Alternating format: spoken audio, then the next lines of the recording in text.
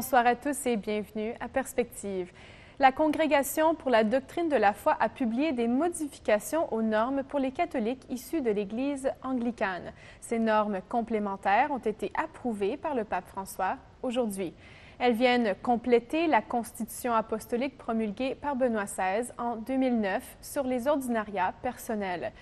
La Constitution était destinée à structurer l'intégration des laïcs et clercs anglicans dans l'Église catholique. L'une des nouvelles normes, entre autres, indique que les ordinariats personnels ne sont pas seulement pour les anglicans convertis au catholicisme, mais pour toute personne évangélisée ou qui est entrée dans l'Église catholique grâce aux ordinariats.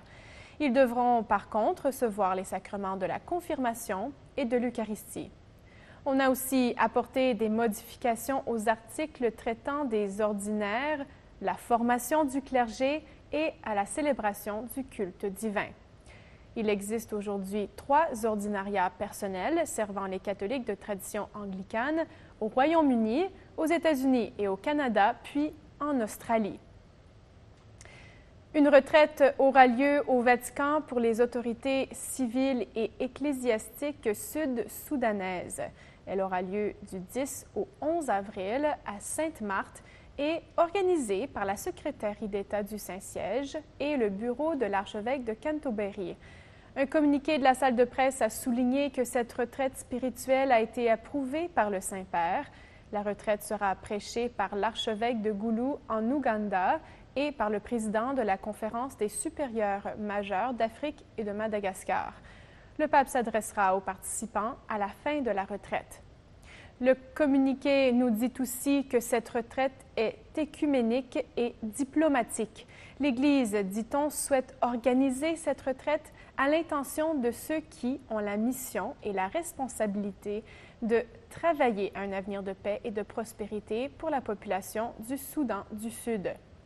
Le pays est face à une guerre civile depuis 2013. La Commission pour la protection des mineurs était en assemblée plénière en fin de semaine. Pendant leur réunion, les membres de la Commission sont revenus sur la rencontre qui avait eu lieu en février sur la lutte contre les abus dans l'Église.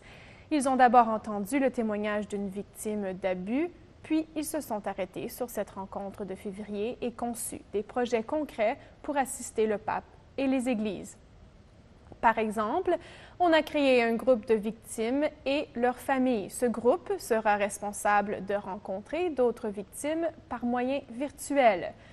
La Commission veut aussi lancer des missions de formation dans des écoles catholiques et elle préparera de plus des ressources pour les églises locales afin de réviser leurs propres programmes de formation et leurs normes de protection.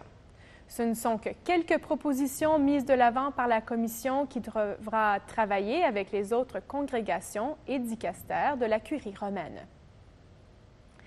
En fin de semaine, le pape François a visité une paroisse romaine, San Giulio de Rome. L'église a été rénovée après l'écroulement de la voûte en 2015. C'était donc sa 19e visite pastorale comme évêque de Rome. Pendant sa visite, il a consacré la nouvelle église et oint l'autel d'huile. Après ce rite, il a célébré la messe, mais n'a pas prononcé d'homélie, puisque la cérémonie de consécration était longue. Voici donc quelques images prises par Vatican News lors de la consécration de l'église. Varcate le porte del Signore con inni di grazia, I suoi atri con canti di lode.